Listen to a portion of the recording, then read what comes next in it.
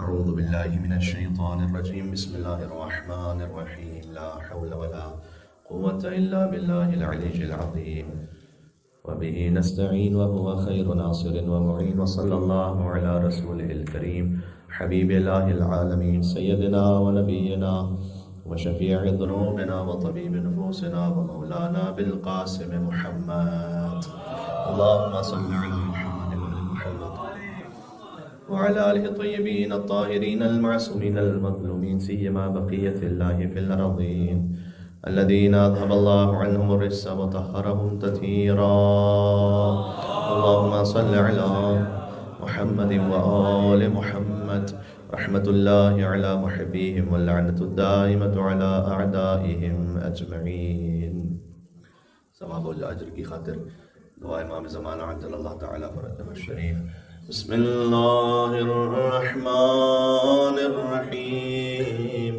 اللهم كن لوليك الحجة ابن الحسن صلواتك عليه وعلى آبائه في هذه الساعة وفي كل ساعة وليا وحافظا وقائدا وناصرا ودليلا وعينا حتى تسكنه أرضك طوعا وتمتعه فيها طويلا.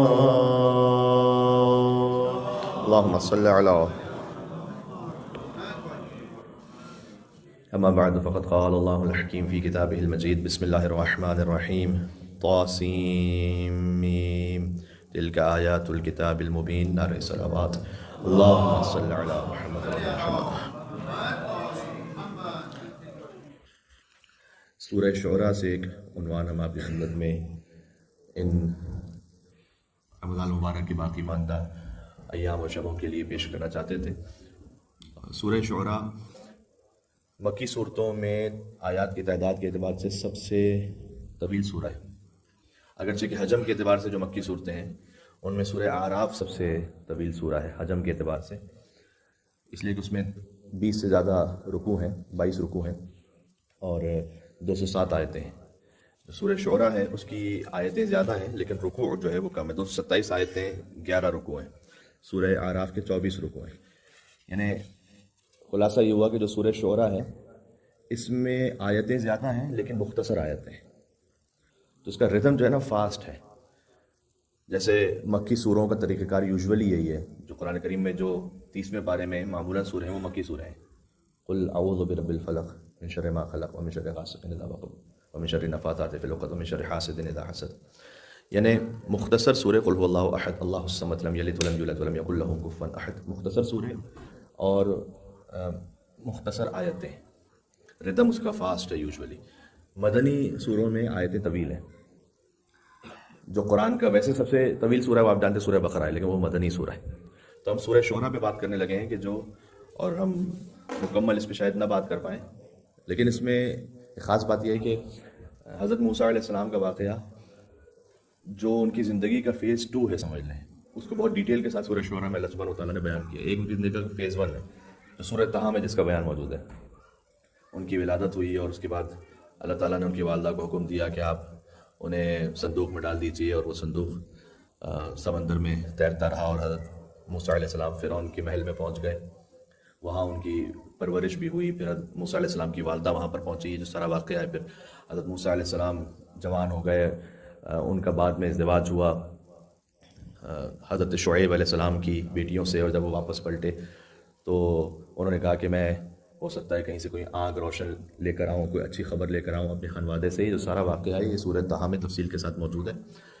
اب اللہ تعالیٰ حضرت موسیٰ علیہ السلام سے کہہ رہا ہے کہ آپ جائیے فرعون کے پاس اور اس کے دربار میں جا کر اسے کہیے کہ تم نے طغیان کیا ہے. یہاں اس سورے میں جو ابتدا ہے وہ اس بات پر ہے. البتہ اس سورے کا جو آغاز ہے وہ سب سے پہلے تو خود رسول اللہ صلی اللہ علیہ وسلم سے مخاطب ہے اللہ سبحانہ و تعالیٰ. اچھا، یہ جو سورہ ہے یہ 19ویں سپارے میں ہے، 26واں سورہ ہے۔ مفسرین نے لکھا ہے کہ حضور کی بعثت کے بعد کے 4 سال کے اندر اندر یہ سورہ تقریباً نازل ہوا ہے۔ تو یہ سخت ترین حالات تھے اس وقت مسلمانوں کے، تو اللہ تعالیٰ نے تسلی دی ہے حضرت موسیٰ علیہ السلام کے واقعے کے ذریعے سے کہ دیکھو موسیٰ علیہ السلام کے ساتھ کیا ہوا تھا۔ تو ان واقعات کو بیان کر کے حضور مکرم کے لیے بھی تسلی ہے اور ان کے ساتھیوں کے لیے بھی تسلی ہے۔ طاسین میم سے آغاز ہے اس کا۔ حروف مقطعات پر مجھے کوئی تفصیل سے تو اس وقت بحث نہیں کرنی، وقت اتنا نہیں ہے۔ یہ یاد رکھیے گا کہ قرآن کے سوروں میں بھی مختلف گروپس ہیں، جیسے سورہ شعراء جو ہے وہ اس کے بارے میں علماء و مفسرین نے لکھا ہے کہ اس میں 8 سورے ہیں ایک گروپ کے اندر۔ تھوڑا سا کو کم کر دیجیے گا، پہلے ٹھیک تھا۔ نعرہ صلوات، اللہم صلی علی محمد و آل محمد۔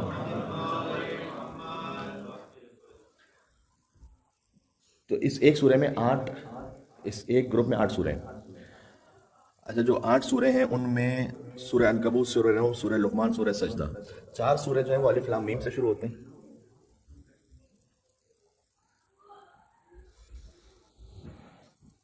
3 سورے ایسے ہیں جو طاسین سے شروع ہوتے ہیں، سورہ شعراء، سورہ قصص طاسین میم سے شروع ہوتے ہیں، سورہ نمل طاسین سے فقط شروع ہوتے ہیں۔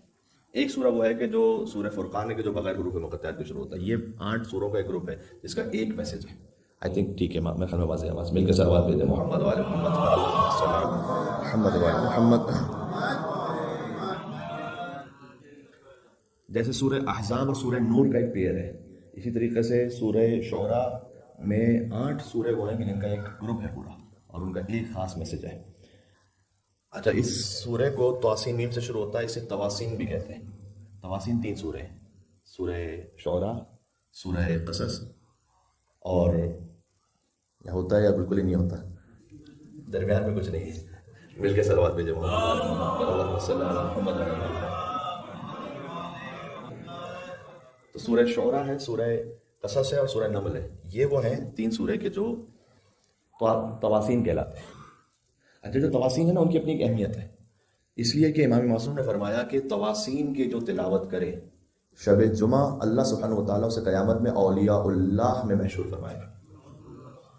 تو تواسین کون سے ہو گئے؟ سورہ شعراء، سورہ قصص، سورہ نمل۔ تو کبھی کوئی ایک شب جمعہ آپ یہ ضرور اپنی زندگی میں رکھیں کہ کم از کم ایک شب جمعہ مجھے سورہ شعراء، سورہ قصص اور سورہ نمل کی تلاوت کرنی ہے، اس لیے کہ امام علیہ السلام نے ارشاد فرمایا ہے کہ شب جمعہ ان 3 سوروں کی تلاوت کرنے والا اللہ سبحانہ و تعالیٰ کیا ولی اللہ محشور ہوگا۔ اسی طریقے سے ایک گروپ ہے حوامیم کا، اگر تواسین ہے پھر حوامیم۔ حوامیم جو ہیں وہ سورہ نمبر 40 سے لے کر 46 تک یہ 7 سورے بنتے ہیں، یہ حوامیم ہیں۔ سورہ غافر جیسے سورہ مومن بھی کہتے ہیں، سورہ فصلت، سورہ شورى، سورہ زخرف، سورہ دخان، سورہ جاثیہ، سورہ احقاف، یہ جو 9 ترتیب میں سورے یہ سب حامیم سے شروع ہوتے ہیں، اس کو کہا جاتا ہے حوامیم۔ اچھا، اب اس میں ایک بات تو طے ہے کہ جو تواسین ہیں ان کے بھی ٹاپکس ایک دوسرے کو کمپلیمنٹ کرتے ہیں اور ایک دوسرے کو کمپلیٹ کرتے ہیں۔ اس طریقے سے حوامیم، اس میں ایک سورہ دوسرے سورے کا مکمل ہے، اس کو کمپنسیٹ کرتا ہے۔ اب اس میں اور کیا راز ہے اللہ سبحانہ و تعالیٰ جانتا ہے، میں فقط اتنا آپ کی خدمت میں عرض کر دوں، ایک مفاخرہ ہے جو مولا علی علیہ السلام کا بی بی فاطمہ زہرا سلام اللہ علیہا کا ہے، اللہم صلی علی محمد و آل محمد۔ اس مفاخرے میں مولا علی علیہ السلام اور بی بی فاطمہ سلام اللہ علیہا اپنے اپنے فضائل کا اظہار فرما رہے ہیں، دونوں گفتگو کر رہے ہیں اور رسول اللہ صلی اللہ علیہ وسلم موجود ہیں۔ مجھے یاد نہیں پڑتا کہ یہاں اس میلبرن کی سرزمین پر کبھی میں نے اس مفاخرے کو تفصیل سے پڑھا یا نہیں پڑھا، البتہ اوورسیز تو میں نے پڑھا ہوا اور اس کے کچھ سوشل میڈیا کے ذریعے سے کلپس بھی شاید آپ تک پہنچ گئے ہوں گے آلریڈی۔ تو وہ مفاخرہ، اس میں بی بی فاطمہ سلام اللہ علیہ مثال کے طور پر مولا علی علیہ السلام یہ کہتے ہیں کہ میں نبع عظیم ہوں، صحیح، مولا نے اپنی فضیلت کو بیان کیا کہ میں نبع عظیم ہوں، تو بی بی فاطمہ سلام اللہ علیہ نے جواب دیا کہ میں بنت صادق اور امین ہوں۔ اس طرح سے مفاخرہ ہو رہا ہے۔ اس طرح مولا علی علیہ السلام نے کہا کہ میں وہ ہوں کہ جس کے ذریعے سے آدم علیہ السلام نے توبہ کی، تو بی بی فاطمہ سلام اللہ نے جواب دیا کہ میں وہ ہوں کہ جس کے ذریعے سے آدم علیہ السلام کی توبہ قبول ہوئی۔ بڑا خوبصورت ایک لطیف مکالمہ ہے یہ۔ اس میں یا مثال کے طور پر مولا علی علیہ السلام نے کہا کہ میں وہ ہوں کہ میرا نام اللہ سبحانہ و تعالیٰ نے اپنے نام عالی سے مشتق فرمایا، تو بی بی سیدہ سلام اللہ نے کہا کہ میں وہ ہوں کہ اللہ سبحانہ و تعالیٰ نے میرا نام اپنے نام فاطر سے مشتق فرمایا۔ تو اس کا اختتام یہاں پر ہوتا ہے کہ حضور نے کہا کہ اے فاطمہ آپ مفاخرہ یا مقابلہ نہ کریں فضائل میں علی بن ابی طالب علیہ السلام سے، اس لیے کہ ھذا جبرائیل و میکائیل و اسرافیل و اسرافیل، یہ میکائیل اور جبرائیل اور اسرائیل اور اسرافیل ہیں 4000 ملائکہ کے ساتھ جو علی بن ابی طالب کی مدد کر رہے ہیں آپ کے ساتھ مفاخرے میں. اور ھذا راحیل و دردائیل، اور یہ راحیل اور دردائیل ہیں کہ جو 4000 مزید ملائکہ کے ساتھ اس مفاخرے کو سن رہے ہیں. تو یہ ایک بڑا لطیف یعنی اس کا مکالمہ ہے. اس کو میں نے اس وقت کیوں پیش کیا؟ اس وقت مولا علی علیہ السلام نے اپنے فضائل کے لیے فرمایا انا الحوامیم. یہ جو حامیم کے جو سورہ ہے نا 6، یہ میں ہوں. 7 جو سورہ ہیں. اب اس کی کیا مصلحت ہے، کیا راز اس میں، یہ مولا علی علیہ السلام جانتے ہیں کہ کیوں خاص حوامیم سے اپنے آپ کو تشبیہ دی مولا نے کہ میں وہ حوامیم ہوں. قرآن کے وہ 7 سورے جو حامیم سے شروع ہوتے ہیں. اس کے بعد بی بی فاطمہ سلام اللہ علیہ نے جواب دیا انا ابن بنت تواسین، آپ حوامیم ہیں اور میں بنت تواسین ہوں. تو وہ تواسین یعنی جو 3 سورے جو تواسین سے شروع ہوتے ہیں، اس میں سے 2 تاسین میم سے شروع ہوتے ہیں اور 1 تواسین سے شروع ہوتے ہیں. تو جب بنت تواسین، اس کا مطلب ہے کہ رسول اللہ صلی اللہ علیہ وسلم تواسین ہیں اور امیر المومنین حوامیم ہیں. انہیں تواسین میں سے ایک سورہ ہے سورہ شعراء جو تواسین میم سے شروع ہوتا ہے. اور اس سورے میں جو آیت نمبر 10 سے آن ورڈز مجھے اصل میں کچھ تفصیل سے آپ کے سامنے پڑھنا تھا، لیکن میں اس وقت سوچتا رہا کہ تبرکاً جب آیت نمبر 10 سے پڑھنا ہے تو کیوں نہ ابتدائی سے پڑھ لیا جائے کہ اس کا میں ایک فلو آپ کے سامنے اور میرے سامنے بھی ہم اس کو درک کر پائیں اچھی طرح سے. بسم اللہ الرحمن الرحیم. طاسیم میم حروف مقطعات ہیں. حروف مقطعات جہاں کہیں بھی آئیں گے اس میں اگلی آیت آپ دیکھیں گے کہ اللہ تعالیٰ نے قرآن کی عظمت کا بیان کیا ہے. الف لام میم ذالک الکتاب لا ریب فیہ. الف لام میم کے 6 سورے ہیں قرآن میں، جس میں سے 2 مدنی ہیں 4 مکی ہیں. جو 2 مدنی ہیں وہ سورہ بقرہ اور سورہ آل عمران ہیں، اور جو 4 مکی ہیں وہ ہیں کہ جو اس سورہ شعراء کے گروپ میں ہیں، جو میں نے ابھی آپ کی خدمت میں عرض کی. تو جہاں کہیں حروف مقطعات آئیں گے، حروف مقطعات کے فوراً بعد معمولاً قرآن کی عظمت کا بیان ہے. جیسے یہاں پر ہے طاسیم میم تلک آیات الکتاب المبین، یہ روشن کتاب کی آیتیں ہیں. یہ کیوں اللہ سبحانہ و تعالیٰ نے اس انداز کو اختیار کیا ہے؟ بارہا اس بات کو بیان کیا جا چکا ہے کہ قرآن کے ایک ایک امر میں اور ایک ایک فعل میں اللہ تعالیٰ کی ہزاروں حکمتیں ہیں. ہم جو حکمت اب تک سمجھ پائیں وہ یہ ہے کہ اللہ تعالیٰ نے سمجھایا ہے مکے والوں کو، مدینہ والوں کو، جن پر براہ راست جن کے سامنے قرآن آ رہا تھا، کہ دیکھو عربی تم بھی بولتے ہو اور یہ عربی بھی، قرآن بھی عربی میں ہے، اور انہی حروف سے ہے جن حروف کو تم استعمال کرتے ہو یوزولی، جو الگ سے حروف نہیں ہے. جو قرآن معجزہ ہے اس کا مطلب یہ نہیں کہ اللہ تعالیٰ نے کوئی ایسی چیز سے معجزہ بنا دیا جو تمہارے سامنے تھی نہیں. الف لام میم تم استعمال کرتے ہو، الف لام را یہ تم استعمال کرتے ہو حروف، تا سین میم بھی تم استعمال کرتے ہو، یاسین یا بھی تم استعمال کرتے ہو، سین بھی استعمال کرتے ہو، تا ہا تا استعمال کرتے ہو، ہا استعمال کرتے ہو. تو یہ وہ کوئی الگ سے مٹیریل نہیں جسے اللہ سبحانہ و تعالیٰ نے نازل کر دیا کہ تم یہ کہو کہ ہمارے پاس تو تھا ہی نہیں جو معجزہ ہو گیا. نہیں، یہ تمہارے سامنے دسترس میں تمہارے سارے حروف. لیکن تم میں اور اللہ سبحانہ و تعالیٰ میں فرق یہ کہ جب تم اسے استعمال کرتے ہو تو عام کلام بنتا ہے، جب اللہ ان حروف کو استعمال کرتا ہے تو قرآن مجید بنتا ہے. یہ فرق ہے. تو طاسین میم تلک آیات الکتاب المبین لعلک باخع نفسک الا یکونوا مؤمنین. دیکھیں امام باقر علیہ السلام نے ارشاد فرمایا ہے اللہم صل علی محمد وآل محمد لکل شیء ربیع ربیع القرآن شہر رمضان. ہر شے کی ایک بہار ہے، قرآن کی بہار ماہ رمضان ہے. تو قرآن کے باقی ماندہ ایام میں اللہ تعالیٰ نے اگر توفیق دی تو ہم چاہتے ہیں کہ مزید اپنے آپ کو قرآن سے قریب کریں، انس پیدا ہو ہمارا قرآن سے.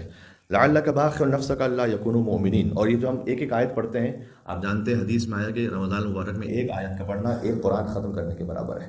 تو انشاءاللہ ہم سب ثواب میں شریک ہو جاتے ہیں کہ جب ایک آیت پڑھی جائے تو ایک پورے ختم قرآن کا ثواب اللہ سبحانہ و تعالیٰ عطا فرماتا ہے. یہ بھی اس کی رحمت ہے. طاسین میم یہ آیت ختم ہو گئی، ایک آیت ہے طاسین میم. آپ نے اس آیت کو پڑھا، حدیث معصوم کی روشنی میں اللہ سبحانہ و تعالیٰ آپ کو انشاءاللہ پورے قرآن کو ختم کرنے کا ثواب عطا فرمائے گا ان 3 حروف کے صدقے میں. غور فرمائیے، مل کے صلوات بھیجیں جناب رسول اللہ صلی اللہ علیہ وآلہ وسلم. اچھا، جس طریقے سے ہمارے لیے یہ قبول کر لینا آسان ہو جاتا ہے کہ رمضان میں اللہ سبحانہ و تعالیٰ کی اتنی بے پناہ رحمتیں ہیں کہ ایک آیت ایک قرآن ختم کرنے کے برابر ہے، ویسے ہی امام حسین علیہ السلام کا معاملہ ہے. وہاں پر بھی اپنے دل کو وسیع کریں کہ اگر اللہ سبحانہ و تعالیٰ کے حکم سے کوئی امام حسین علیہ السلام کی خاطر گریہ کرے تو اللہ اس پر جنت واجب کر دے. اس پہ تعجب کی بات نہیں کہ اتنے چھوٹے سے عمل پہ کیوں ہوا. ہماری نگاہ میں چھوٹا سا عمل ہے, جیسے طاسین میم کو پڑھنا ایک چھوٹا سا عمل ہے بظاہر ہمارے نگاہ میں, لیکن اللہ سبحانہ و تعالیٰ کی حکمت یہ ہے کہ اس میں پورے قرآن کا ثواب بتاؤ. لعلک باخع نفسک الا یکونوا مؤمنین, آپ تو اپنے آپ کو صدمے سے شاید ہلاک ہی کر دیں گے اگر یہ لوگ مومن نہ ہوئے تو. یعنی حضور صلی اللہ علیہ وسلم تبلیغ میں اتنا زیادہ آپ نے کوشش کرتے تھے کہ آپ تو اپنی جان ہی پر کھیل جائیں گے اس غم میں کہ یہ ایمان نہیں لے کر آتے. ان نشأ ننزل علیہم من السماء آیہ, اگر ہم چاہیں نا تو آسمان سے ہم ایک نشانی نازل کرتے ہیں. فظلت اعناقهم لها خاضعین, تو ان سب کی گردنیں جھک جائیں گی اللہ کے پاس. اگر ہم چاہیں تو ہم کام کر سکتے ہیں اللہ کی, لیکن یہ سنت نہیں ہے. اللہ کی سنت یہ نہیں ہے. اگر اللہ تعالیٰ چاہے تو چونکہ حضرت حجت ظہور فرمائے, ان کے ظہور کی تعجیل کے لیے صلوات بھیجے محمد و آل محمد, اللہم صلی علی محمد و آل محمد. اور وہ ایک سورہ رحمان پڑھ کے پھونک دے تو سارا کفر و الحاد ختم ہو جائے, تو یہ ہو سکتا ہے نہیں ہو سکتا؟ بالکل ہو سکتا ہے, لیکن اللہ تعالیٰ کی سنت نہیں. اللہ تعالیٰ عام عادی طریقے سے, اس لیے کہ اگر ویسا ہوگا تو فقط وہ تو حجت خدا کا معاملہ ہوا اللہ سبحانہ و تعالیٰ کے ساتھ. اللہ تعالیٰ چاہتا ہے کہ دنیا میں جتنے انسان ہیں نا ان سب کے پاس یہ موقع ہو کہ وہ اللہ سبحانہ و تعالیٰ کی بارگاہ میں آگے بڑھیں. ٹھیک ہے, تو اس لیے وہ عام طریقے سے نظام کو آگے بڑھاتا ہے. اللہ تعالیٰ نے کہا اگر ہم چاہتے تو آسمان سے نازل کر دیتے آیت کو کہ ان سب کی گردنیں جھک جاتی. وما یاتیہم من ذکر من الرحمن محدث الا کانوا عنہ معرضین, لیکن معاملہ یہ کہ ان کے پاس جو بھی رحمان کی جانب سے آیت آتی ہے یہ اس کا انکار ہی کر دیتے ہیں. فقد کذبوا فسیاتیہم انباء ما كانوا به یستہزئون. اگلی آیت پڑھتا ہوں. اولم یروا الی الارض, پھر اللہ تعالیٰ کہتا ہے اگر تمہیں نشانی ہی دیکھنی ہماری تو نشانی دیکھو نا, یہ کہ ہم نے, کیا تم زمین کی طرف نہیں دیکھتے کہ کم انبتنا فیہا من کل زوج کریم, کہ ہم نے کتنی ہی پھلوں کو اور سبزیوں کو پیڑ کی صورت میں بنایا ہے. کیا یہ نشانی کافی نہیں تمہارے پاس؟ کون ہے اللہ سبحانہ و تعالیٰ کے علاوہ کہ جو یہ سب امر انجام دے رہا ہے؟ ان فی ذلک لآیہ وما کان اکثرهم مؤمنین, اس میں نشانی ہے تمہارے لیے. اگر تم ایمان لانا چاہو تو یہ کافی ہے نشانی ہے اگر تم مومن ہو. وان ربک لهو العزیز الرحیم, یہ غور کیجیے گا. اور یقیناً تمہارا رب بہت عزت والا یعنی بہت غالب آنے والا اور رحیم ہے. یوزولی عزیز کے ساتھ جو صفت اللہ کے کلام میں استعمال ہوتی ہے وہ حکیم ہے, عزیز الحکیم. یہاں پر عزیز الرحیم استعمال میں, عزیز الحکیم نہیں. اس کی وجہ بظاہر یہ ہے کہ اللہ تعالیٰ نے کہا یہ ہماری رحمت کا تقاضا ہے کہ ہم فوراً ایک ایسی بڑی نشانی نہیں بھیجتے کہ تم سب کی گردنیں جھک جائیں. یعنی اللہ تعالیٰ آسمان سے پتھر نازل کرنا شروع کر دے تو پھر کون ہے اس کے مقابلے میں کھڑا؟ تو اللہ تعالیٰ نشانی نازل کر سکتا ہے, لیکن اس کی رحمت کا تقاضا ہے کہ وہ یہ کام نہیں کرتا, وہ مہلت دیتا ہے. تو وہ غالب آنے والا ہے لیکن وہ رحم کرنے والا بھی ہے. بات واضح ہو رہی ہے؟ اور جتنا اللہ نے دنیا میں رحم کیا ہے, حدیث میں حضرت سلمان فارسی سے روایت ہے کہ حضور نے فرمایا کہ اللہ کی رحمت کے 100 حصے ہیں تو اس میں سے ایک حصہ اللہ تعالیٰ نے اس دنیا میں بھیجا ہے, باقی 99 قیامت میں حساب کتاب کے لیے بچا کے رکھے. اس دنیا میں جتنا بھی ایک دوسرے کے ساتھ کوئی رحم دلی محبت ہے, ماں کے دل میں اولاد کے لیے محبت اور رحمت ہے, وہ اللہ کی رحمت کے ایک حصے کا صدقہ ہے جو ساری دنیا میں پھیلی ہوئی. اب سوچیے گا کہ جب اللہ تعالیٰ حساب کتاب کرے گا تو اس ایک حصے کو 99 حصے کے ساتھ ملائے گا اور 100 حصوں کو مخلوقات پہ پھیلا کے حساب کرے گا. یہ حضرت سلمان سے روایت ہے. تو اللہ تعالیٰ غالب ہے, عزت والا ہے. عزت والا ہم اردو میں جو عزت کہتے ہیں وہ عزت تھوڑا سا کسی اور میننگ میں, یا قرآن میں جو عزت جس معنی میں استعمال ہوتا ہے نفوس ناپذیر, اس کو کوئی پینیٹریٹ نہیں کر سکتا اللہ تعالیٰ کو, اس کے امر کو کوئی بریچ نہیں کر سکتا, لیکن وہ رحمت والا بھی ہے. یوزولی جو غالب ہوتا ہے وہ ڈکٹیٹر بن جاتا ہے. اللہ تعالیٰ کا معاملہ یہ نہیں, وہ رحمت والا ہے. وَإِذْ نَادَى رَبُّكَ مُوسَىٰ أَنِ ائْتِ الْقَوْمَ الظَّالِمِينَ, پھر یہ حضور صلی اللہ علیہ وسلم کے دل کو تسلی دی اللہ تعالیٰ نے کہ یاد کیجیے اللہم صلی علی محمد و علی محمد, کہ جب اللہ تعالیٰ نے, آپ کے رب نے موسیٰ علیہ السلام کو ندا دی کہ جاؤ ظالمین کے پاس جاؤ. اب حضرت موسیٰ علیہ السلام کا واقعہ سے شروع ہو جائے, تقریباً 60 آیتوں پر جاری رہے گا, اور ہم اسی کو آگے آنے والے کچھ انشاءاللہ دروس میں ڈسکس کریں گے. قوم فرعون الا یتقون, وہ جو فرعون کی قوم ہے اس کے پاس جاؤ اور اسے جا کے کہو کہ تم اللہ سبحانہ و تعالیٰ سے خوف نہیں کھاتے, تقوی نہیں اختیار کرتے اللہ کا. اچھا اب یہاں حضرت موسیٰ علیہ السلام دیکھیں معاملہ اتنا آسان نہیں, یہ پڑھ لینا ہے سن لینا آسان ہے. حضرت موسیٰ علیہ السلام نے کیا کہا؟ قال رب انی اخاف ان یکذبون. حضرت موسیٰ علیہ السلام نے کہا پروردگار مجھے تو یہ ڈر ہے کہ میری تکذیب کریں گے, یہ تو مانیں گے نہیں مجھے. یہ سب سے بڑا چیلنج ہوتا ہے ایک مبلغ کے لیے. مثال کے طور پر میں آپ کے سامنے گفتگو کر رہا ہوں, ایک مرتبہ ہوتا ہے کہ مثلا مجھے محسوس ہو کہ کوئی سن نہیں رہا, تو یہ بھی تھوڑا سا ڈسہارٹنگ ہوگا کہ میں بات کر رہا ہوں لیکن کوئی سننے کو تیار نہیں. ایک مرتبہ ہے کہ بات کر رہا ہوں کہ اٹھ کے کہا کہ تم تو جھوٹ بول رہے ہو, تو بات ہی ختم ہو گئی. اب آپ اس سے بحث کرتے رہیے, سمجھاتے رہیے. تو حضرت موسیٰ علیہ السلام نے کہا پروردگار میں جاؤں تو صحیح تیرے حکم سے, لیکن وہ میری تکذیب کریں گے, مجھے جھٹلائیں گے. اور دوسرا معاملہ مشکل یہ ہے وہ یضیق صدری, اور میرا سینہ جو ہے وہ تنگ ہے. ولا ينطلق لسانی, نہ میری زبان میں اتنی روانی ہے. فارسل الی ہارون, تو ہارون کو بھی, سبحان اللہ, تو ہارون علیہ السلام کو بھی ساتھ بھیج دے میرے. ذرا غور کیجیے گا, یہاں بہت سارے پیغامات ہیں. وہ اللہ تعالیٰ نے قرآن ہدایت کے لیے نازل کیا ہے, اور اس میں ہدایت ہر پہلو سے ہے. تو وہ جو مینجمنٹ فیلڈ سے وابستہ لوگ ہیں نا, ان کے لیے ایک بات میں آپ کے سامنے عرض کرنا چاہتا ہوں. حضرت موسیٰ سے اللہ تعالیٰ کہہ رہے ہیں کہ جاؤ فرعون کے پاس. اگر آپ کو کوئی ذمہ داری سونپی جائے تو اس میں انصاف کا تقاضا یہ ہے کہ پہلے سے آپ اپنی شارٹ کمنگس کو بتا دیں کہ میرے ساتھ یہ مشکل ہے, میں ہو سکتا ہے کہ آپ کی اس پوری ایکسپیکٹیشن کو پورا نہ کر پاؤں. میں اللہ تعالیٰ رسول بنا کے بھیج رہا ہے تو حضرت موسیٰ علیہ السلام سینہ چوڑا کر کے فوراً نکل جائیں, اس سے بڑی کیا بات ہوگی بھائی میرے لیے. کہا نہیں, پروردگار میرا سینہ جو ہے وہ تنگ بھی ہے, میری زبان میں اتنا فلو نہیں ہے. تو پہلے سے انہوں نے بتا دیا. یہ خود اس بات کی دلیل ہے کہ انبیاء العزم ان کی بھی بہرحال ایک حد آ جاتی ہے. جو غیر محدود ذات ہے نا فقط اللہ سبحانہ وتعالیٰ نے, اور اس نے اپنی صفات کا مظہر بنایا چند مخصوص ہستیوں کو, کہ جہاں پر کوئی ترک اولا نہیں ہے, جہاں پر کوئی کمی نہیں ہے. تو حضرت موسیٰ علیہ السلام نے کہا کہ پروردگار میرا سینہ تنگ ہے, زبان میں تھوڑا سا میری روانی میں کمی ہے. فارسل الی ہارون, تو ہارون کو بھی ساتھ بھیجتے. وَلَهُمْ عَلَيَّ ذَنْبٌ, اور ایک بات اور بھی ہے کہ ان کے پاس میرا ایک گناہ لکھا ہوا ہے. یا گناہ کا ترجمہ ایکچوئل نہیں ہونا چاہیے. ذنب کا مطلب یہاں گناہ کے معنی میں نہیں. ذنب کا مطلب یہ ہوتا ہے کہ کوئی ایسا کام کرنا کہ جو ہو سکتا ہے خود کام غلط نہ ہو, لیکن اس کے جو آفٹر ایفیکٹس ہیں وہ پریشان کن ہو. جیسے حضرت موسیٰ علیہ السلام نے کیا معاملہ ہوا تھا کہ بنی اسرائیل اور قبطی ان کا آپس میں بحث ہو رہی تھی اور آپس میں ایک نزاع ہو رہا تھا. تو اس مظلوم نے, بنی اسرائیل کے اس مظلوم نے حضرت موسیٰ علیہ السلام کو پکارا. تو موسیٰ علیہ السلام وہاں سے گزر رہے تھے. حضرت موسیٰ علیہ السلام نے قبطی کو جو ہے مکہ مار دیا, اور اس موقع سے ان کی ایکسپیکٹیشن یہ نہیں تھی کہ یہ مر جائے گا. جب مظلوم کے دفاع میں انہوں نے کام کیا تھا تو اس وقت یہ کام ٹھیک تھا, لیکن اس کا جو رزلٹ نکلا وہ ان کی ایکسپیکٹیشن سے ہٹ کے نکلا, تو وہ مر گیا. اور حضرت موسیٰ علیہ السلام پھر مصر سے چلے گئے تھے. اچھا ذرا سوچئے گا, یہ مولا علی علیہ السلام نے اس کو اپنے فضائل میں اس کو بیان کیا.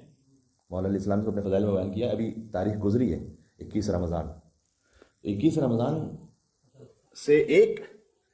رمضان سے ایک دن پہلے کی بات ہے جب اصحاب مولا کائنات نے آخری ملاقات کی مولا علی علیہ السلام سے. اس وقت طبیب نے کہا کہ اے مولا حسن, جو زہر ہے اس کا اثر مغز تک پہنچ گیا ہے آپ کے بابا, کہ اب بظاہر اس وقت اس دنیا میں بچنے کا امکان نہیں ہے. تو مولا علی علیہ السلام نے فرمایا کہ سلونی سلونی قبل ان تفقدونی. کون سا موقع ہے سلونی کہنے کا, ذرا سوچئے گا. کس کیفیت میں امیر المومنین علی بن ابی طالب السلام زہر ہے, اور زہر پورے مغز تک ہے, اور مولا علیہ السلام کہتے ہیں پوچھ لو مجھ سے قبل اس کے کہ مجھے کھو دو. پھر فرمایا کہ لیکن آج سوال مختصر رکھنا, اس لیے کہ علی میں موثقت نہیں رہی کہ تمہارے تفصیلی سوالوں کے جواب دیں, سوال مختصر رکھنا.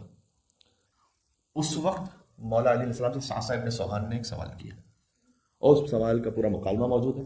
یہ تقریباً مولا کائنات کے اصحاب کے ساتھ مولا علی کا آخری تفصیلی مکالمہ ہے, جس میں سعصع ابن سوحان نے پوچھا. مسجد سعصع ابن سوحان مسجد سہلہ کے ساتھ موجود ہے. بعض مومنین ہو سکتا ہے زیارت کر چکے ہوں, مجھے بھی شرف حاصل ہوا کہ زیارت کریں. معمولاً جو کاروان کے ساتھ جاتے ہیں اس میں کئی مرتبہ نہیں بھی جا پاتے. حضرت کمیل کے یہاں جاتے ہیں, مسجد حنانہ جاتے ہیں, لیکن مسجد سعصع ابن سوحان.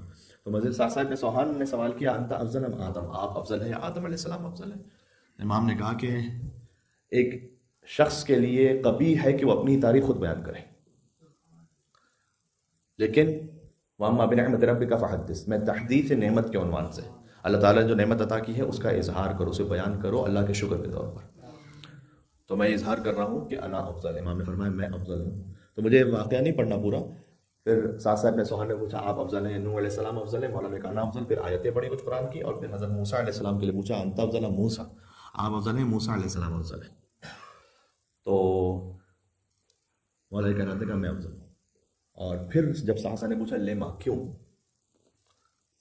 تو اس وقت مولا علیہ السلام نے ان آیات کی طرف اشارہ کیا. کہا موسیٰ علیہ السلام نے قبطیوں کے ایک کو مارا تھا، وہ بھی قتل کرنے کا ارادہ نہیں کیا تھا، یہ قتل خطا ہو گیا تھا.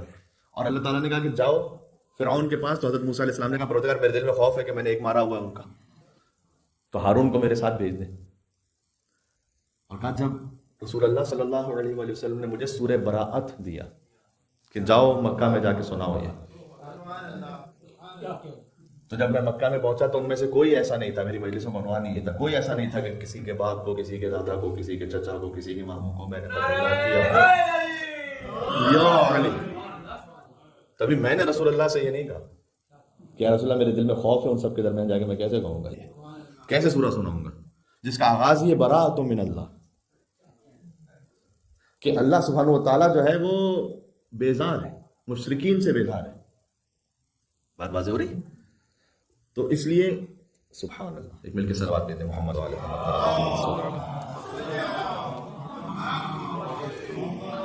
وعجل فرجہم، ماشاء اللہ. تو یہاں مولا کائنات نے فرمایا کہ میں نے وہاں پر کسی بھی قسم کے براءۃ من اللہ ورسولہ الی الذین عاہدتم من المشرکین، یہ سورہ توبہ یہاں سے شروع ہوتا ہے.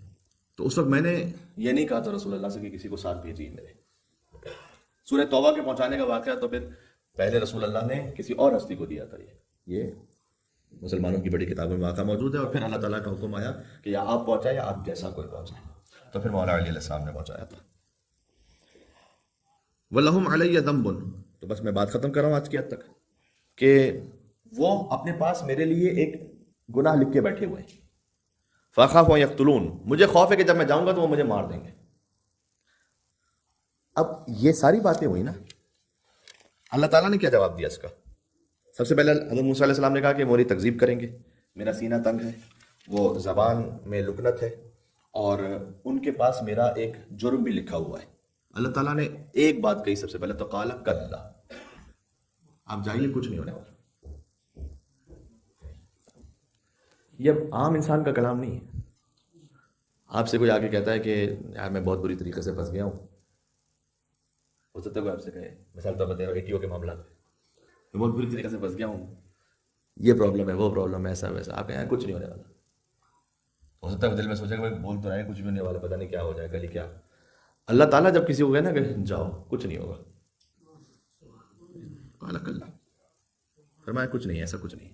فاذهبا، آپ دونوں جائیے، موسیٰ اور ہارون، بآیاتنا، ہماری نشانیوں کے ساتھ جائیے نا. حضرت موسیٰ علیہ السلام کے پاس عصا تھا. وما تلک بیمینک یا موسیٰ، یہ سورہ طٰہٰ میں ہے. تو میں نے کہا نا حضرت موسیٰ علیہ السلام کی زندگی کا جو پہلا فیز ہے وہ سورہ طٰہٰ میں گزر چکا ہے. اس وقت وہ عصا دیا جا چکا ہے. وما تلک بیمینک یا موسیٰ، آپ کے ہاتھ میں کیا ہے؟ قال ہی عصای اتوکل علیہا واہش بہا علی غنمی ولی فیہا مآرب اخری. پروردگار یہ میرا عصا ہے، اس سے سہارا لیتا ہوں، اس سے بکریوں کو چراتا ہوں، اس سے اور بہت سارے کام کرتا ہوں. کہا جاتا ہے کہ جب انسان کا کلام محبوب سے ہو رہا ہو تو شاعری میں بھی ایک صنف ہے، اللہ تعالیٰ نے تو خیر سے قرآن میں ہدایت کے لیے استعمال کیا ہے کہ آپ کلام کو ایسی جگہ جا کے چھوڑیے کہ پھر ایک اور سوال ایجاد ہو اور محبوب سے گفتگو کا سلسلہ جاری رہے. تو حضرت موسیٰ علیہ السلام نے کہا وَلِيَ فِيهَا مَآرِبُ أُخْرَىٰ، آخری جملہ کا پروردگار اس میں میرے لیے اور بھی بہت سارے فائدے ہیں. یہ کہہ کے رک گئے تاکہ اللہ تعالیٰ کی جانب سے سوال آئے کہ اور کیا فائدے ہیں بتاؤ. تو حضرت موسیٰ علیہ السلام پھر بتانا شروع کریں. یہ بیان کیا جاتا ہے کہ مقدس البیلی کا ایک واقعہ حضرت موسیٰ علیہ السلام کے معاملے میں یہ ہے کہ مقدس البیلی نے رسول اللہ صلی اللہ علیہ وسلم کو خواب میں دیکھا اور حضرت موسیٰ علیہ السلام کو، اللہم صلی علی محمد وعلی محمد. تو اس وقت مقدس البیلی کلام سن رہے ہیں رسول اللہ اور حضرت موسیٰ علیہ السلام کا. تو حضرت موسیٰ علیہ السلام نے کہا کہ آپ ہم سب کے بھی نبی ہیں، تو آپ کا ایک ارشاد ہے کہ علماء امتی کا انبیاء بنی اسرائیل، میری امت کے علماء بنی اسرائیل کے انبیاء کی طرح ہیں. ایک ہے افضل من انبیاء بنی اسرائیل، وہ فقط اہل بیت کے لیے. بنی اسرائیل کے انبیاء سے جو افضل ہیں میری امت کے علماء، وہ یہاں علماء سے مراد اہل بیت علیہ السلام ہے. کچھ ہیں کہ جو کہا ان جیسے ہیں، تو وہ کون سے ہیں؟ تو حضور نے فرمایا کہ ایک تو مقدس البیلی ہے. تو کہ یا رسول اللہ میں کیا ان سے بات کر سکتا ہوں؟ تو حضور نے اجازت دی. تو حضرت موسیٰ علیہ السلام بات کرتے ہیں مقدس البیلی سے. تو پوچھا کہ آپ کا نام کیا ہے؟ تو فرمایا کہ میرا نام محمد ہے، باپ کا نام احمد ہے، میں البیل میں پیدا ہوا ہوں، مثلا میں کربلا زیارت امام حسین علیہ السلام پر جاتا ہوں، میں نجف میں پڑھتا ہوں، وغیرہ وغیرہ. لمبی بات کی انہوں نے. تو حضرت موسیٰ علیہ السلام نے کہا میں نے فقط آپ سے اتنا نام پوچھا، اب اتنا لمبا جواب دے رہے ہیں مجھے پورا. تو اس وقت مقدس البیلی نے یہ آیتیں پڑھی تھیں کہ آپ سے اللہ تعالیٰ نے پوچھا تھا آپ کے ہاتھ میں کیا ہے؟ وما تلک بیمینک یا موسیٰ، آپ کے ہاتھ میں کیا ہے؟ تو آپ کہہ دیتے فقط یا عصا ہے. آپ نے کہا قال ہی عصایا توکل علیہ واہش بہا لغنمی ولی فی مآرب اخری. عصا ہے، اسے سہارا لیتا ہوں، اسے بکریوں کو چراتا ہوں، اسے بہت سارے دوسرے کام کرتا ہوں. تو حضرت موسیٰ علیہ السلام نے کہا اس وقت میری زندگی کا پہلا موقع تھا کہ خدا سے میری بات ہو رہی ہے. کیا بات ہے. تو خدا سے بات کرتے اتنا لطف آ رہا تھا، میں چاہ رہا تھا بات طویل ہوتی جائے. تو مقدس البیلی نے کہا کہ بس یہ میری زندگی کا پہلا موقع ہے کہ میری نبی خدا سے بات ہو رہی ہے. اور میں چاہ رہا ہوں کہ بات طول ہوتی جائے، کلام طویل ہو. مل کے صلوات پہ دینا میں حیدر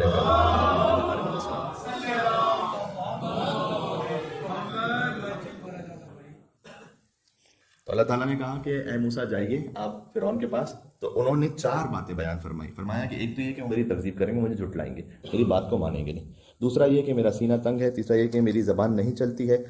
اور چوتھا یہ کہ مجھے ڈر ہے کہ وہ مجھے قتل کر دیں گے. اللہ تعالیٰ نے جواب دیا کلا، ایسا انشاءاللہ کچھ نہیں ہوگا. انشاءاللہ میں کہہ رہا ہوں، اللہ تعالیٰ تھوڑی کہے گا انشاءاللہ. وہ کہہ رہے کلا جاؤ، کچھ نہیں ہوگا. فاذهبا، تم دونوں جاؤ. فاذهبا بآیاتنا، جاؤ ہماری نشانیوں کے ساتھ. اس پہ بات ہو رہی تھی کہ ہم نے عصا عطا کیا ہے، ید بیضا ہے حضرت موسیٰ علیہ السلام کے پاس. انا معکم مستمعون، سبحان اللہ، ہم بھی تمہارے ساتھ سنیں گے جو کچھ ہو رہا ہے. آپ کو اگر کوئی ایک مضبوط سہارا مل جائے نا، ارے آپ جائیے ہم دیکھتے ہیں یہاں پر، ہم ہیں وہاں. یا کبھی کوئی ہوتا ہے آپ کو کوئی بلاتا ہے کسی کام سے نا، تو آپ کسی نے آپ سے کوئی کام کہا یا آپ نے کسی سے کوئی کام کہا، انہوں نے کہا کہ آپ آ جائے گا، میں ہوں گا، خود وہاں ہوں گا، میں دیکھ لوں گا. تو اللہ تعالیٰ کہہ رہا ہے کہ ہم خود سنیں گے. تسلی ہے. آپ دونوں اکیلے ہیں لیکن آپ فکر نہ کیجیے. میرے زبان پر آنے والا تھا گھبرانا نہیں، لیکن چونکہ ایک سیاسی نعرہ اس وقت بنا ہوا ہے اس لیے میں نے لفظ بدل دیا. فَأْتِيَا فرعون، ایک عربی زبان میں لفظ استعمال ہوتا ہے. مجھے یہ آخری آیت ہے بلکہ سیکنڈ لاسٹ جو اس آج کے سلسلے میں پڑھنی ہے. ایک عربی زبان میں لفظ استعمال ہوتا ہے جا، ایک ہوتا ہے اتا. جا کا مطلب ہوتا ہے جانا، اتا کا مطلب ہوتا ہے جانا. لیکن عربی زبان کی یہ خاصیت ہے کہ کوئی ایک لفظ بھی، یعنی کوئی آپس میں مترادف مل کے صلوات دیتے ہیں. اللہم صلی علی محمد. قبلہ تشریف لائیے گا. قبلہ کعبہ مولانا امین حسن صاحب تشریف لا رہے ہیں. ان کے احترام میں مل کے باواز بلند نعرہ صلوات اللہم صلی علی.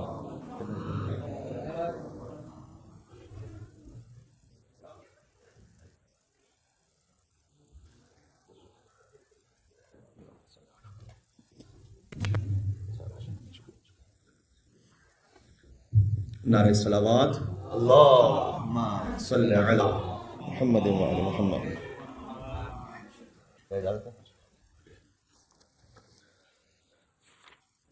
ایک عربی زبان میں لفظ استعمال ہوتا ہے جا، ایک ہوتا ہے اتا. لیکن عربی زبان کی خاصیت یہ ہے کہ کوئی بھی دو الفاظ 100% ایک معنی کے نہیں. کہیں نہ کہیں معنی کے ڈیپتھ میں کوئی نہ کوئی ایسا فرق ہے کہ اللہ سبحانہ و تعالیٰ نے کیوں ایک لفظ استعمال کیا، کوئی دوسرا استعمال نہیں کیا. اب اس کی حکمتیں اور کامل مصلحتیں اللہ تعالیٰ جانتا ہے. میں آپ کے سامنے ایک مثال دیتا ہوں. مثال کے طور پر اہدنا الصراط المستقیم. صراط کا کیا مطلب ہے؟ بہت واضح ہے. تو سبیل کا کیا مطلب ہے؟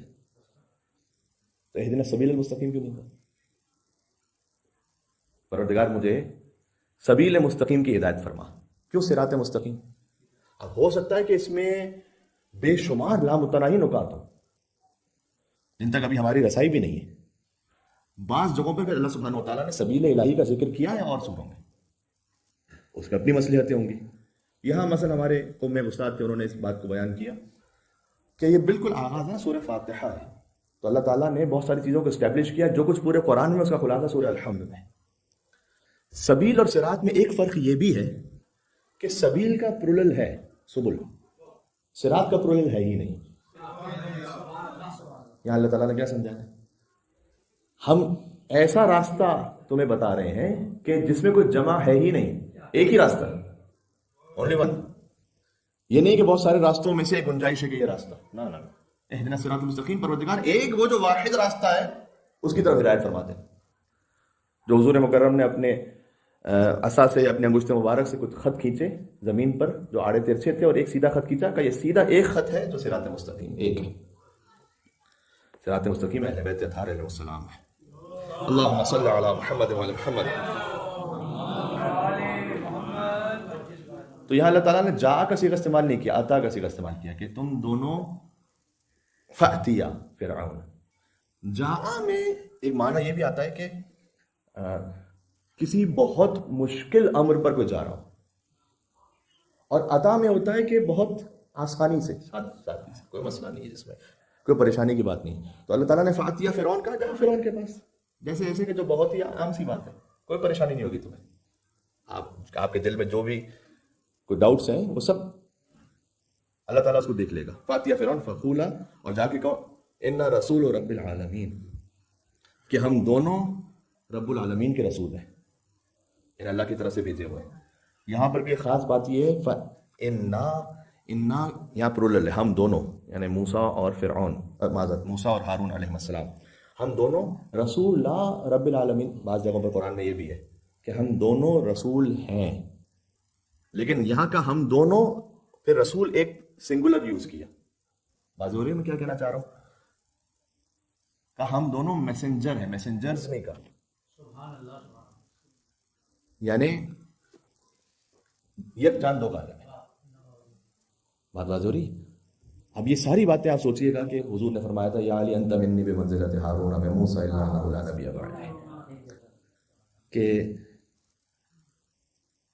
اس طرح سے محمد و علی کا ظہور ہے، دو آنکھیں جس طرح سے ہیں ایک نور ہے. یہ ان الفاظ میں تقریباً میر انیس علیہ الرحمن نے اس بات کو بیان کیا تھا کہ جیسے دو آنکھیں ہوتی ہیں لیکن آپ نور ایک ہوتا ہے. فرمایا کہ ہم دونوں رسول ہیں، ایک رسول ہے مل کے.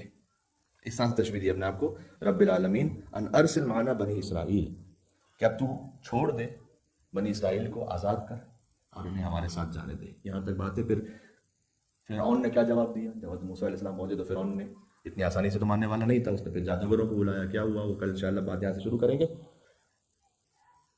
کہا جاتا ہے کہ تقریباً 6 لاکھ افراد تھے جنہیں فرعون نے غلام بنایا ہوا تھا. بنی اسرائیل کی قوم تھی 6 لاکھ. اللہ جانے کیا اس وقت اس کی ایک ڈکٹیٹرشپ تھی کہ اس کا سسٹم ایسا بنا ہوا تھا کہ 6 لاکھ میں سے کسی کی ہمت اور جرأت نہیں تھی کہ فرعون کے سامنے کوئی بات کہہ سکے. اور یہ کیا، جب حضرت موسیٰ علیہ السلام کہہ رہے ہیں کہ بنی اسرائیل کو جانے دو ہمارے ساتھ، تو کیا وہ جانے دے گا اتنی آسانی سے؟ وہ کیوں جانے دے گا؟ لیکن آج تو سب کے سامنے ہے، بہت کامن سی بات ہے. بہت ساری کمپنیز جو ہیں وہ آؤٹ سورس کرتی ہیں اپنے کاموں کو انڈیا، بنگلہ دیش وغیرہ. کیوں؟ Cheap labour. تو چیپ لیبر کی وجہ سے سارا جو اکانومی کا نظام وہ آگے پیچھے ہو جاتا ہے. فرعون کے پاس جو ہے نا چیپ لیبر نہیں ہے، فری لیبر ہے اس کے پاس. 6 لاکھ فری لیبر جس کو اسے فقط کھانا اتنا دینا ہے کہ کل تک زندہ رہے بس. اس کے بڑے بڑے مینشنز بنتے ہیں، بڑے بڑے محل بنتے ہیں، بڑے بڑے پل بنتے ہیں، پوری سلطنت بادشاہت چل رہی ہے، اور ایک خاص قبطی قبیلہ ہے کہ جو ان پر حاکم ہے. تو حضرت موسیٰ علیہ السلام چاہتے ہیں کہ انہیں فرعون کی غلامی سے میں آزادی دلاؤں. اور حضرت موسیٰ علیہ السلام، خیر پھر میں انشاءاللہ کل اس بات کو کنٹینیو کریں گے کہ جب حضرت موسیٰ علیہ السلام پہنچے تو فرعون کا اس پہ کیا ری ایکشن تھا. میں اتنا عرض کرنا چاہوں گا کہ جو انسان جب پوری قومیں غلام بن جاتی ہے نا، تو یہ انبیاء الہی کی سنت رہی ہے کہ انہیں آزادی دلائی جائے. اس لیے آزادی دلائی جائے کہ جب تک آپ غلام ہیں تو نہ آپ اپنی جانب سے آزاد سوچتے ہیں، نہ آپ اپنی جانب سے آپ سمجھ رہے ہوتے ہیں اپنے آپ کو. شاید ہو سکتا ہے ہم بھی کہیں نہ کہیں اسی ایک سسٹم کا ایک پرزہ بنے ہوئے ہوں. ہمیں سوچنا پڑے گا کہ ہم آزاد بن کر سوچتے نہیں ہیں پھر کہ کیا حق ہے، کیا باطل ہے، کیا صحیح ہے، کیا غلط ہے. تو حضرت موسیٰ علیہ السلام گئے اور فرعون سے یہ کہا کہ بنی اسرائیل کو چھوڑو. اب یہاں منزل مصائب پہ ایک بات میں عرض کرنا چاہوں گا کہ ابا عبداللہ الحسین علیہ السلام نے ایک جملہ کہا تھا کربلا میں، اور فرمایا کہ یا شیعۃ آل ابی سفیان، اے آل ابو سفیان کے شیعوں، اگر تمہیں اللہ کا خوف نہیں ہے اور تم معاد پر یقین نہیں رکھتے ہو، فکونوا احرارا فی دنیاکم، کم از کم دنیا میں آزاد بن کر رہو. جنہیں اپنے آپ کو ایسا غلام نہ بنا دو کہ جو یزید کہہ رہے ہیں بس پہ چلتے جاؤ. ذرا سوچو تو صحیح کہ صحیح کر رہے ہو غلط. مسلمان بن کر نہیں، انسان بن کر سوچو. یہ کب کہا امام حسین علیہ السلام نے؟ کب کہا؟ جب ابا عبداللہ الحسین زمین کربلا پر تھے اور فوج اشقیاء میں ایک بحث اختلاف ہے کہ حسین زندہ ہے یا مارے گئے. لیکن جلال امام حسین علیہ السلام ایسا تھا کہ وہ قریب نہیں جا سکتا تھا امام حسین علیہ السلام کے یہ دیکھنے کے لیے کہ حسین زندہ ہیں یا قتل ہو گئے. تو شمر نے کہا کہ اپنے گھوڑوں کا رخ خیموں کی طرف کر، اگر زندہ ہوں گے تو برداشت نہیں کر پائیں گے. اس وقت امام حسین علیہ السلام اپنی کوہنیوں پر زور دے کر بلند ہوئے اور فرمایا کہ اے آل ابو سفیان کے شیعوں، اگر تمہیں قیامت کا خوف نہیں ہے، تم اللہ پر یقین نہیں رکھتے، تو آزاد بن کر جیو. یعنی آزاد ایک انسان ہوتا ہے وہ کسی کے خانوادے پر، کسی کے بہنوں پر حملہ نہیں کرتا. اگر تمہاری دشمنی مجھ سے ہے تو آؤ مجھ سے آ کے لڑو. یا اللہ، یہ بڑی سخت منزل تھی ابا عبداللہ حسین علیہ السلام کے لیے. میں ہاتھوں کو جوڑ کے کہوں گا کہ مولا آپ نے فقط سنا تھا، آپ نہیں ضبط کر پائے. سلام اس بیمار امام سید سجاد علیہ السلام پر جنہوں نے شام غریبہ اس منظر کو دیکھا کہ بی بی آئی خیمے سے دوسرے خیمے جا رہی ہیں، دوسرے خیمے سے تیسرے خیمے تشریف لے آئیں. کسی نے میرے مولا سجاد علیہ السلام سے پوچھا تھا کربلا میں آپ کی مستورات کے ساتھ، ماؤں بہنوں بھوکیوں کے ساتھ کیا گزری؟ تو اس وقت امام کے پاس ایک تسبیح تھی، امام مدینہ میں تھے، تو امام نے اس تسبیح کو توڑ دیا اور دانے بکھر گئے. وہاں امام نے کہا دیکھ جیسے تسبیح کے دانے بکھر گئے ہیں ویسے کربلا میں علی و فاطمہ کی بیٹیاں بکھر گئی. ہائے ہائے ہائے ویسے علی و فاطمہ کی بیٹیاں بکھر گئی تھیں. میرا سلام اس امام پر جنہیں امامت کا پہلا حکم یہ دینا پڑا کہ پھوپھی اماں بغیر چادر کے خیمے سے باہر نکل جائے. سخت ترین منزل تھی یہ. امام سجاد جو غیرت کے امام ہیں، یا اللہ، کہ امام سجاد علیہ السلام سے بی بی زینب سلام اللہ علیہ آئیں اور سوال کریں. یہاں علماء نے لکھا ہے کہ جو بی بی زینب عالمہ غیر معلمہ ہے، وہ مسئلہ کہ جو کسی عام سے شخص کو بھی معلوم ہے کہ اپنی جان بچانا واجب ہے، کیا وہ بیوی کو نہیں پتا تھا؟ کیا پتا تو ہے، تو پھر کیوں بیوی پوچھ رہی ہیں کہ ہم جل کر مر جائیں یا خیموں سے باہر چلی جائیں؟ شاید وجہ یہ ہو کہ بیوی یہ چاہتی ہوں کہ اگر کوئی امام وقت کی جانب سے گنجائش آ جائے، حکم آ جائے، تو زینب کے لیے جل کر مر جانا زیادہ آسان ہے. مر جانا زیادہ آسان ہے، بغیر چادر کے باہر جانا زیادہ سخت ہے. امام سجاد نے کہا پھوپھی اماں آپ خیموں سے باہر تشریف لے جائیے. جس بیوی کے لیے گویا جل کر خیموں میں مر جانا زیادہ آسان تھا، وہی بیوی روز روشن بے مخنا و چادر کوفہ اور شام کے بازاروں میں تھے، اور منادی ندا دے رہا تھا کہ یہ علی و فاطمہ کی بیٹی ہے. یا اللہ، انا للہ و انا الیہ راجعون، رضا بقضائک و تسلیما لامرک. صلی اللہ علیہ یا ابا عبداللہ، صلی اللہ علیہ ابن رسول اللہ، صلی اللہ علیہ ابن امیر المومنین، صلی اللہ علیہ ابن فاطمة الزہرا سیدت نساء العالمین.